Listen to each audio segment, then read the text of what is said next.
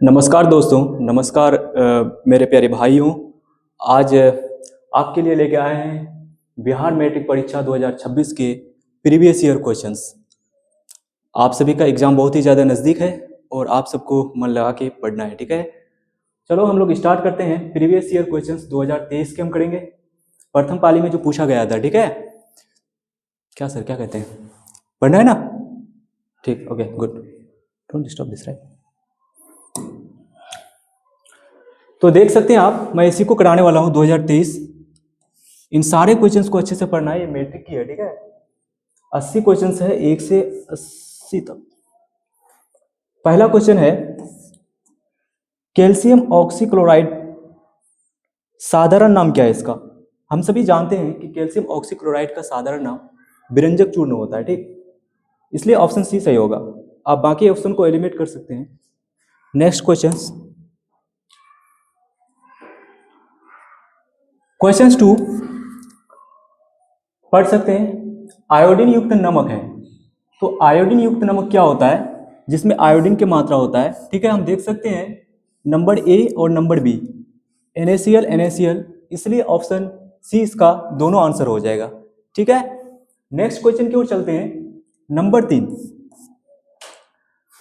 मिश्र धातु जिसमें 90% कॉपर और 10% टीन की मात्रा होता है, तो उसे किस नाम से जाना जाता है? तो हम सभी जानते हैं, डी नंबर, हम सभी जानते हैं कि कांसे में 90% कॉपर और 10% जिंक होता है। So this is my first class, no problem, don't cut this, right. बन रहा है ना? ओके। नंबर 4, ऑक्सीजन गैस के एक अणु के दो परमाणुओं के बीच कितने आबंध पाए जाते हैं? ऑक्सीजन गैस के एक अणु में, एक अणु के दो परमाणुओं के बीच, अगर आप अच्छे से पढ़े होंगे तो आप देख सकते हैं कि ऑक्सीजन गैस के एक अणु के बीच, एक अणु के दो परमाणुओं के बीच दो आबंध होता है, ठीक है। तो दो का, हाँ, बी नंबर आंसर सही है। यशत पुष्प क्या है? यशत पुष्प को जिंक ऑक्साइड, जिंक सल्फाइड, या फिर किस नाम से जानते हैं? जिंक ऑक्साइड के नाम से जानते हैं। उच्च वसीय अम्लों, क्वेश्चन नंबर 6, उच्च वसीय अम्लों के सोडियम लवण कहलाते हैं। उच्च वसीय अम्लों के सोडियम लवण क्या कहलाते हैं? रबर, प्लास्टिक, साबुन, अपमार्जन, साबुन, ओके। निम्नलिखित में से कार्बनिक समूह का संकेत है कार्बोनिल। आप देख सकते हैं क्वेश्चन सी, कार्बोनिल समूह का संकेत, इसका सी नंबर आंसर होगा। देख लेना बाबू अच्छे से, ठीक है। निम्नलिखित कार्बनिक यौगिक, क्वेश्चन से, निम्नलिखित कार्बनिक यौगिक में कौन सा यौगिक एल्काइन है? एल्काइन में आपका क्या आएगा? Ethene, methane, acetylene and chloroform. तो इसका आंसर हो जाएगा acetylene, right. Next question, potassium की परमाणु संख्या 19 है। पोटेशियम की परमाणु संख्या 19 है, इसकी संयोजकता क्या होगी? अगर आपने संयोजकता पढ़ा हो तो आप इस क्वेश्चन को बहुत ही आसानी से बना सकते हैं, ठीक। तो हम देख सकते हैं पोटेशियम की संयोजकता 2 होगा। पोटेशियम 19 2 पहली कक्षा में क्या होता है? कोई विलियन कहाँ पढ़ रहे थे? हाँ, पोटेशियम, राइट। पोटेशियम की परमाणु संख्या 19 है, तो इसकी संयोजकता 2 होगी। अगर हम देखें पहली कक्षा में 2 होता है, दूसरी में 8, 8 2 10, 18 19। बहुत ही आसान है, आप बना सकते हैं ना। इधर वीडियो कट ही रहा है ना? Okay, no problem. एल्केन का सामान्य सूत्र क्या होता है? एल्केन, एल्केन का सामान्य सूत्र आपका CnH2n Cn2n+2, B number answer होगा, ठीक है।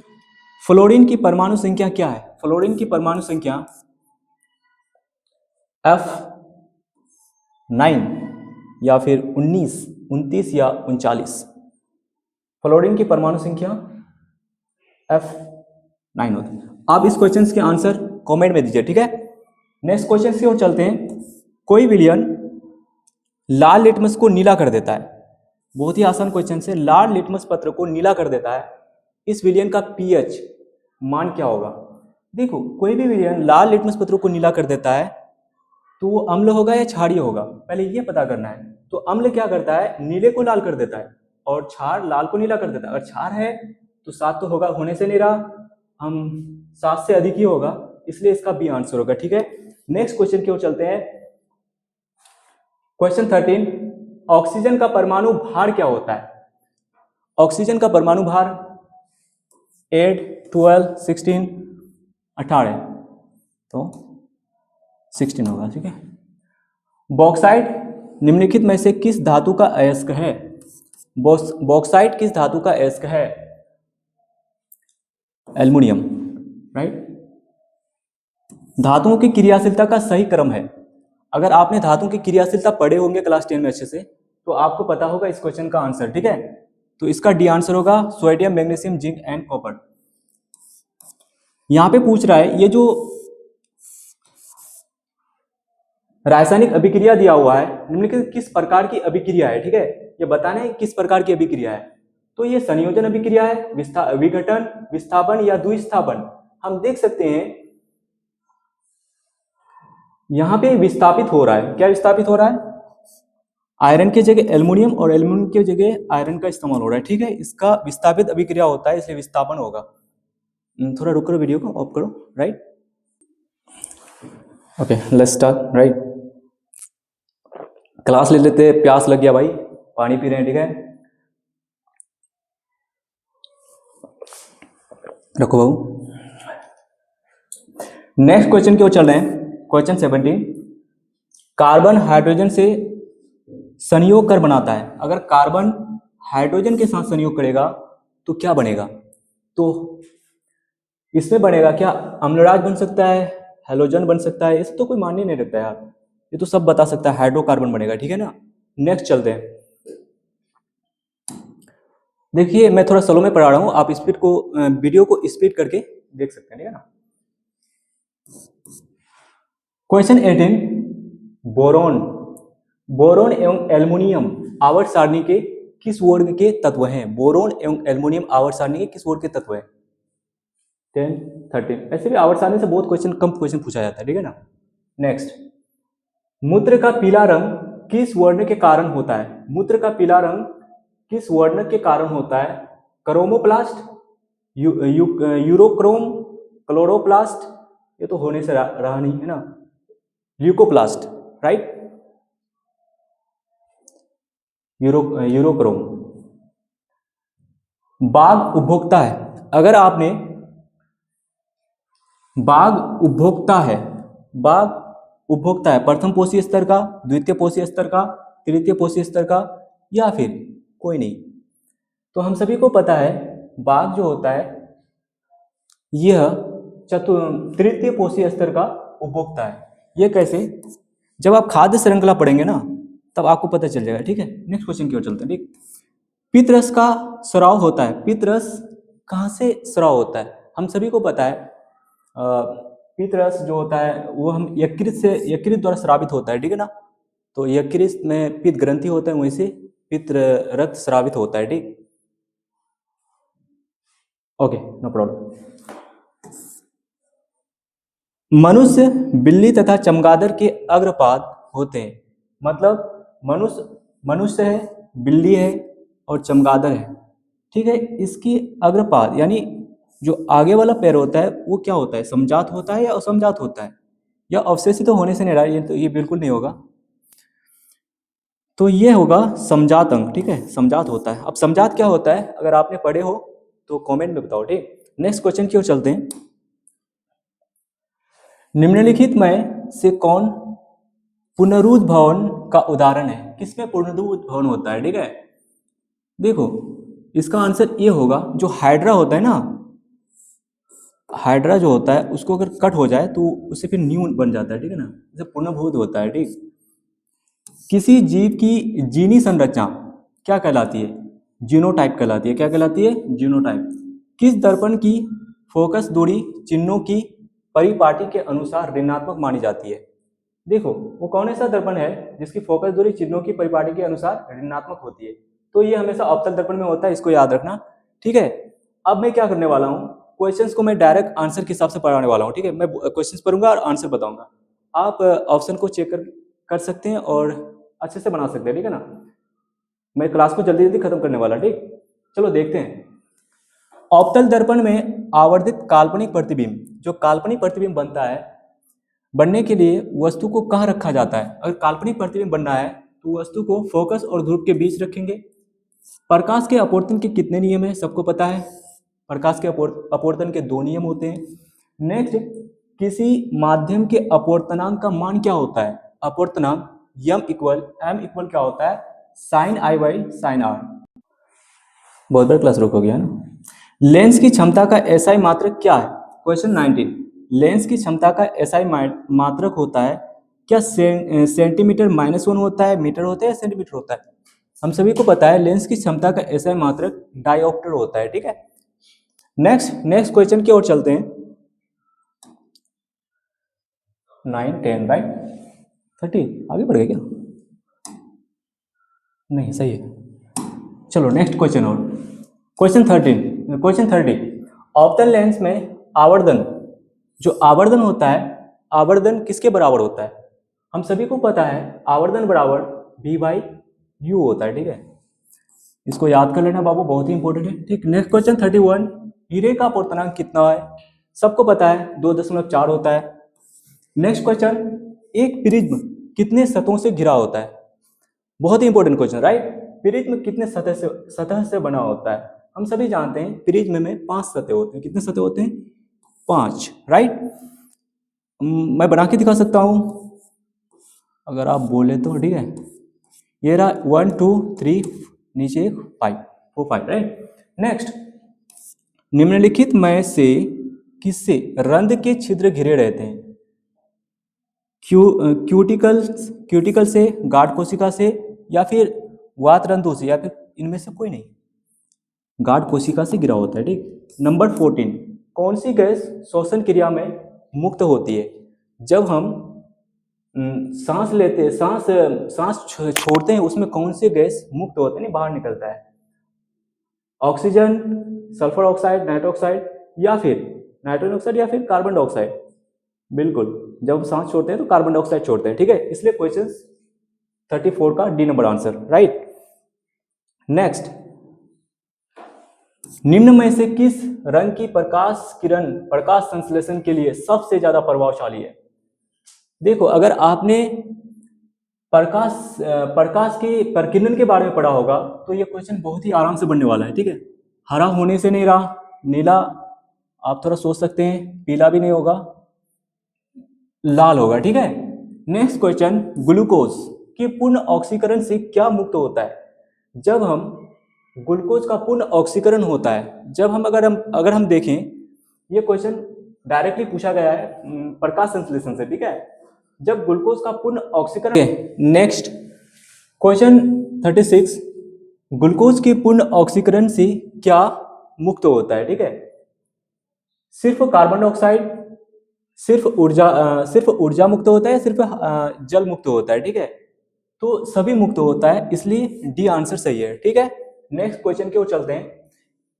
37, कोशिका झिल्ली किस प्रकार की झिल्ली होती है? कोशिका झिल्ली किस प्रकार की झिल्ली है?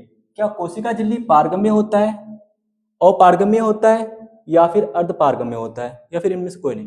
क्वेश्चन, कोशिका झिल्ली अर्धपारगम्य होता है। ठीक है, ऑप्शन सी आंसर हो जाएगा। ठीक, नेक्स्ट 38, एटीपी का विस्तारित रूप क्या है? एटीपी बहुत इंपॉर्टेंट है, पीवीआई लगा लो इसमें। ठीक है, इसका आंसर होगा आपका एटीपी का विस्तारित रूप होता है एडेनिन थायमिन फास्फेट। बिल्कुल होने से नहीं रहा, एडेनिन ट्राइफॉस्फेट राइट, एडेनिन नोसिन ट्राइफॉस्फेट, एडेनिन थायमिन डाइफॉस्फेट, इसका सी आंसर होगा। नेक्स्ट क्वेश्चन की ओर चलते हैं। स्टार्च की उपस्थिति की जांच के लिए किस विलयन का उपयोग होता है? अगर स्टार्च को जांचना है तो किस विलयन की आवश्यकता होगी? आपने पढ़ा होगा स्टार्च की उपस्थिति की जांच के लिए आयोडीन की आवश्यकता होती है। ठीक जा रहा है ना सर? नेक्स्ट क्वेश्चन की ओर। प्रकाश संश्लेषण की दर निम्न में से किन कारकों पर निर्भर करता है? प्रकाश संश्लेषण की जो दर है किन कारकों पर निर्भर करता है? प्रकाश की गुण पर निर्भर करता है या फिर प्रकाश की मात्रा पर? तो हम जानते हैं प्रकाश संश्लेषण की दर दोनों पर निर्भर करता है। ठीक है, नेक्स्ट 41, रक्त का लाल रंग निम्नलिखित में से किस प्रोटीन की उपस्थिति के कारण होता है? देखो, रक्त लाल हम सभी को पता है, ये तो बहुत ही आसान है, हीमोग्लोबिन होगा इसका आंसर। ठीक है, नेक्स्ट क्वेश्चन, क्लोरोफिल वर्णक का रंग होता है, क्लोरोफिल जो वर्णक है उसका रंग कैसा होता है? तो उसका रंग होता है काला, पीला, नीला या हरा? क्लोरोफिल का रंग होता है तुम्हारा हरा। ठीक है, ओके, पानी मिलेगा बहुत तो पानी दो। नेक्स्ट क्वेश्चन, दांत का कठोरतम भाग है डेंटाइन, इनामेल, मज्जा गुहा, कैनाइन? तो दांत का कठोरतम भाग इनामेल होता है। ठीक है, थायरोक्सिन हार्मोन के संश्लेषण में किसका होना आवश्यक है? थायरोक्सिन हार्मोन का संश्लेषण में आयोडीन का होना बहुत ही आवश्यक होता है। नेक्स्ट क्वेश्चन की ओर चलते हैं। ठीक, इससे पहले थोड़ा पानी पी लेते हैं, प्यास लगा है। देखो, ऑफ मत करो क्लास को, रहने दो, चलने दो। ठीक, हमारे यहाँ गर्मी है ना बाबू।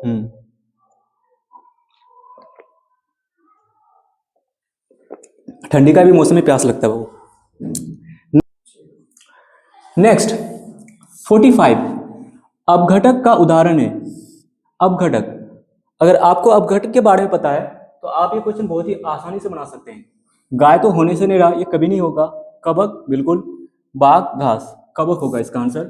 नेक्स्ट 46 नंबर, पृथ्वी पर ऊर्जा का मुख्य स्रोत क्या है? अगर पृथ्वी पर ऊर्जा का मुख्य स्रोत देखा जाए, कोयला, लकड़ी, पानी या सूर्य? बिल्कुल सूर्य आंसर सही होगा, सभी सही आंसर दे रहे हैं। नेक्स्ट, निम्नलिखित में से कौन पर्यावरण का हिस्सा है? वायुमंडल, जलमंडल एंड स्थलमंडल, इनमें से सभी। देखो, पर्यावरण का हिस्सा कहा जाए तो पर्यावरण में सभी आते हैं। ठीक है, इसलिए सभी आंसर हो जाएगा। नेक्स्ट, एक वन पारिस्थितिकी तंत्र में कितने पोषी स्तर होते हैं? वन पारिस्थितिकी तंत्र में कितने पोषी स्तर होते हैं? 1 2 3 4। इसका आंसर डी होगा 4। पता है कैसे? अगर आपको मालूम है तो कमेंट में लिखें। ठीक है, नेक्स्ट 49, निम्नलिखित में से कौन ऊर्जा का अनवीकरणीय स्रोत है? ऊर्जा का अनवीकरणीय स्रोत, सूर्य, ये तो नवीकरणीय है। पवन, ये भी नवीकरणीय है। और पेट्रोलियम और बहता हुआ पानी, पानी जो तुम्हारा है ये नवीकरणीय है। ठीक है, नंबर सी, पेट्रोलियम अनवीकरणीय ऊर्जा का स्रोत है। ठीक, नेक्स्ट, ये बहुत ही आसान होने वाला आगे। ठीक है, शुरू में थोड़ा क्वेश्चन डिफिकल्ट था, पूछा गया है, लेकिन अब मैं लास्ट में देखता हूँ बायोलॉजी का बहुत ही आसान क्वेश्चन है। ठीक, जीवाश्म ईंधन की ऊर्जा का वास्तविक स्रोत है। जीवाश्म ईंधन की बात कर रहा है। अगर जीवाश्म ईंधन के बारे में आपको जानकारी है तो बहुत ही आसानी से बना सकते हैं। नाभिकीय संलयन, ये भी बिल्कुल नहीं होने से रहा। सूर्य, चंद्रमा, ये तो अलग लग रहा है बाबू। हाँ, चलो इस क्वेश्चन को छोड़ते हैं। ठीक है, अगर आपको ये क्वेश्चन लग रहा है कि नहीं क्या आंसर होगा, मुझे तो डी नंबर लग रहा है। ठीक, आप बताएं क्या हो सकता है। 51, जो दहन कर ऊष्मा उत्पन्न करते हैं उन्हें कहा जाता है। दहन कर ऊष्मा उत्पन्न करेगा तो उसे हम क्या कहते हैं? देखो बाबू, ईंधन जो होते हैं ना, ईंधन यानी जल करके क्या करता है? ऊष्मा उत्पन्न करता है, इसलिए बी नंबर इसका सही आंसर होगा। ठीक, यूरो 2 का संबंध है। यूरो 2 का संबंध, यूरो 2 क्या है? एक संगठन है। ठीक है, इसके बारे में अगर जानकारी है तो कोई बात नहीं, न्यू क्वेश्चन लग रहा है। ठीक, वायु प्रदूषण से, मृदा प्रदूषण से, जल प्रदूषण से, इनमें से कोई नहीं। देखो, यूरो 2 का संबंध वायु प्रदूषण से है। ठीक, श्वेत प्रकाश में वर्ण विक्षेपण उत्पन्न करता है। श्वेत प्रकाश में वर्ण विक्षेपण उत्पन्न कर सकता है। कौन उत्पन्न कर सकता है? कांच की झिल्ली, मुझे तो थोड़ा थोड़ा लग रहा है, लेकिन ये बिल्कुल वन से नहीं रहा। ठीक, कांच की झिल्ली में पूर्ण रूप से नहीं होता। समतल दर्पण, गोलीय दर्पण, प्रिज्म। देखो, प्रिज्म बिल्कुल होगा, ठीक है ना। 53 तो हो गया। अब आगे चलते हैं, 80 क्वेश्चन है, ठीक। नेक्स्ट, सौर ऊर्जा को सीधे विद्युत में बदलने वाली युक्ति को कहते हैं। बहुत ही आसान क्वेश्चन, बार बार पूछा जाता है एग्जाम में। सौर ऊर्जा को विद्युत यानी करंट में बदल देता है, ये सोलर से बदलता है, ठीक है ना। नेक्स्ट, निम्नांकित में से कौन परबल क्षारक है? NaOH, CuOS2, NH4OH, MgOS2। तो परबल क्षारक की बात कर रहा है, ए नंबर आंसर होगा NaOH। नेक्स्ट 56, शुष्क बर्फ का रासायनिक सूत्र पूछा था, ठीक है। शुष्क बर्फ का रासायनिक सूत्र पूछा है, तो शुष्क बर्फ का रासायनिक सूत्र आपका हो जाएगा कार्बन मोनोऑक्साइड, बिल्कुल कार्बन डाइऑक्साइड होगा, ठीक है। नेक्स्ट, फल पकाने वाला हार्मोन, फल पकाने वाला हार्मोन क्या, राइट ना, सही हो रहा है, बन रहा है ना वीडियो, ओके। फल पकाने वाला हार्मोन है एथिलीन, ऑक्सिन, जिब्रेलिन, जिब्रेलिन बिल्कुल नहीं होगा, साइटोकाइनिन, ठीक, तो एथिलीन होगा, ठीक है ना। नेक्स्ट है आपका गोबर छत्ता है। गोबर छत्ता क्या है? एक मृतजीवी है, एक परजीवी है, एक स्वपोषी है, एक शैवाल है। देखो गोबर छत्ता एक मृतजीवी होता है, ठीक है ना। नेक्स्ट क्वेश्चन की ओर चलते हैं। क्वेश्चंस इसको अच्छे से याद कर लेना, ये पूछ सकता है एग्जाम में, ठीक है ना। ओजोन का आणविक सूत्र क्या होता है? ओजोन का सूत्र पूछता है, बार बार पूछता है एग्जाम में, O3 होता है, ठीक। चलो नेक्स्ट क्वेश्चन की ओर चलते हैं, ठीक। कवक में पोषण की कौन सी विधि है? कवक में स्वपोषी होता है, संभोजी होता है, मृतजीवी होता है, या फिर कोई नहीं? तो कवक में मृतजीवी होता है, ठीक है। ओ ओके, ये रहा। नेक्स्ट 61, पारिस्थितिकी तंत्र में ऊर्जा का प्रवाह होता है। पारिस्थितिकी तंत्र में ऊर्जा का प्रवाह किस दिशा में होता है? एक ही दिशा में होता है, एक दिशीय होता है, द्विदिशीय होता है, या फिर बहुदिशीय, या फिर चक्रीय? तो पारिस्थितिकी तंत्र में ऊर्जा का प्रवाह होता है चक्रीय, लेकिन आपको लग सकता है कि डी नंबर क्यों नहीं होगा सर? तो डी नंबर क्यों नहीं होगा? देखो चक्रीय मतलब होता है ऊर्जा का प्रवाह होते रहता है सामान्य रूप से, नहीं ऐसा नहीं होगा, एक दिशीय होता है ना। नंबर 62, मानव हृदय में कितने कोष्ठ पाए जाते हैं? इसको भी याद रखना, बहुत ही इंपॉर्टेंट है। मानव हृदय में आपका 4 कोष्ठ होते हैं, ठीक है ना। आप अगर पढ़े होंगे तो आपको पता होगा बायोलॉजी में, ठीक। विकासीय दृष्टिकोण से हमारी किससे अधिक समानता है? विकासीय दृष्टिकोण से हमारी सबसे अधिक समानता चिंपैंजी से होता है, मकड़ी से। ये होने से मकड़ी से कैसे हो सकता है? जीवाणु से भी नहीं होगा, चिंपैंजी होगा, ठीक है। दूध से दही बनाने में या बनने में निम्नांकित में से कौन सी अभिक्रिया होती है? दूध से दही बनाना है तो अभिक्रिया जो होगा किण्वन होगा, ठीक है। अभिक्रिया जिसमें आयनों का आदान प्रदान होता है। देखो यहाँ पे आयन की आदान प्रदान कर रहा है, ठीक है, आयनों की आदान प्रदान। विस्थापन, द्विस्थापन, संयोजन बिल्कुल नहीं होगा, ऑप्शन में नहीं होगा। देखो विस्थापन और द्विस्थापन आयनों का आदान प्रदान होता है तो द्विस्थापन होगा, संयोजन तत्वों का होता है तो विस्थापन होता है, ठीक है। नेक्स्ट चलते हैं, राइट, ओके। क्वेश्चन 66, निम्नलिखित में से कौन समीकरण संतुलित नहीं है? अगर आपने रासायनिक समीकरण को संतुलित करना जानता है तो ये क्वेश्चन बहुत ही इजी तरीके से बना सकते हो, ठीक है। ऐसे भी आपको क्वेश्चंस बहुत सारे तो बनाने नहीं है, इसका डी नंबर आंसर होगा, ये संतुलित है, करके देख लेना, ठीक। नेक्स्ट 67, किसी भी उदासीन विलयन का पीएच मान होता है। उदासीन विलयन, अरे यार गिर क्यों रहे, ओके ना बड़ा, उदासीन विलयन, किसी भी उदासीन विलयन का पीएच मान उदासीन 7 होता है यार। आगे देखो, निम्नांकित में से प्राकृतिक सूचक कौन सा है? फेनॉल, थैलिन, हल्दी, मेथिल ऑरेंज, इनमें से कोई नहीं।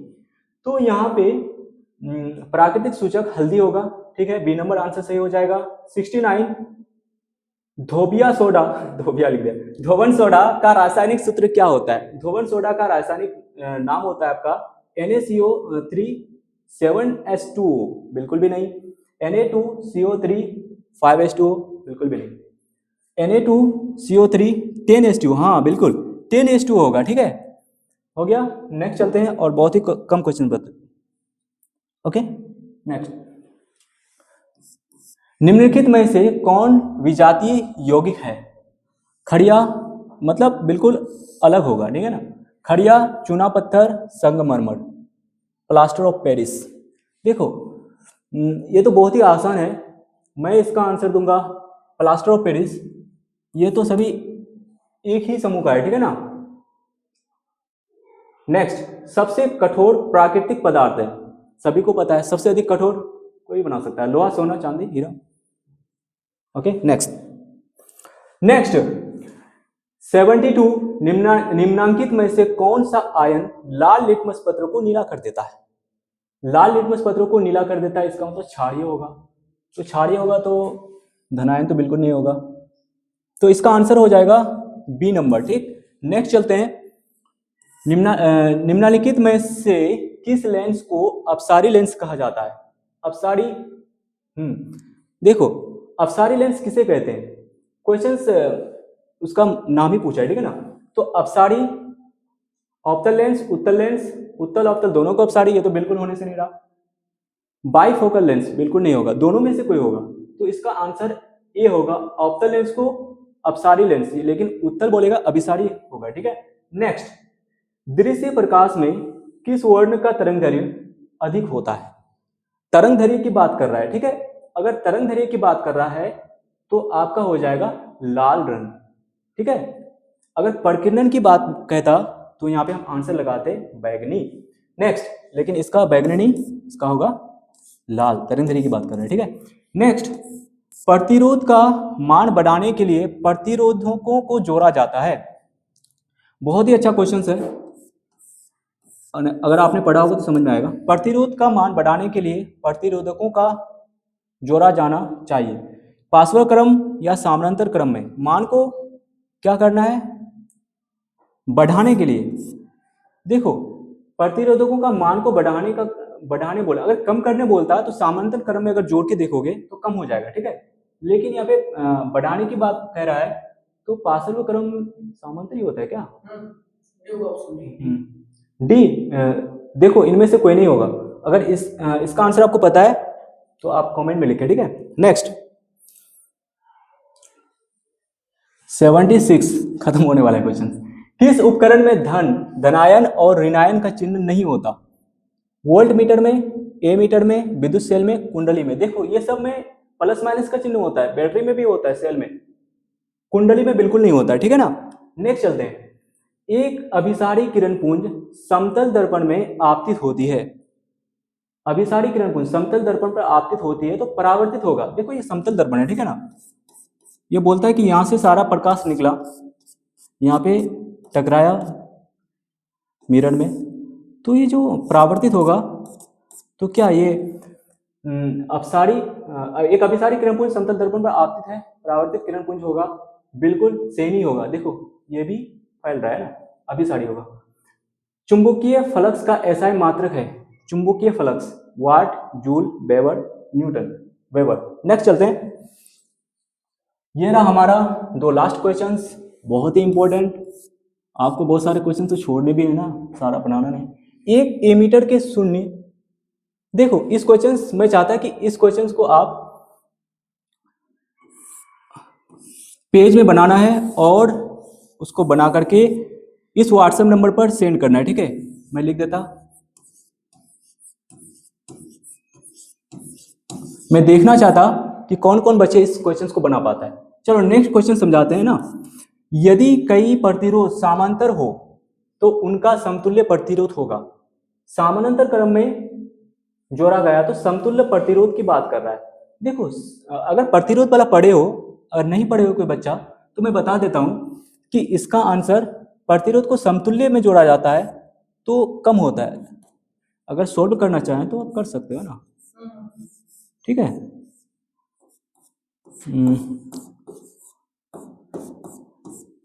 हम प्रतिरोध 1 और 2 मान लेते हैं। प्रतिरोध 1 कुछ भी मान सकते हो, 6 और कुछ भी मान लो। आप इसको पुट कर सकते हैं 1/6 प्लस 1/3, हो गया ना सर? ओके। ओके, ये रहा आज का पहली क्लास मेरे द्वारा, ठीक है। ये मेरा आज पहली क्लास है, बंद मत करो बाबू, चालू रहने दो, ठीक है ना। ये आज मेरा पहली क्लास है क्योंकि मैंने डिजिटल बोर्ड में पढ़ाया नहीं अब तक। कोई बात नहीं, मैं कोशिश करूंगा अच्छे से सारे प्रीवियस ईयर क्वेश्चंस को करने के लिए। आप चैनल को सब्सक्राइब कर लें और शेयर भी कर दें, ठीक है। हम चाहते हैं कि आपका सहयोग। ओके, नमस्कार।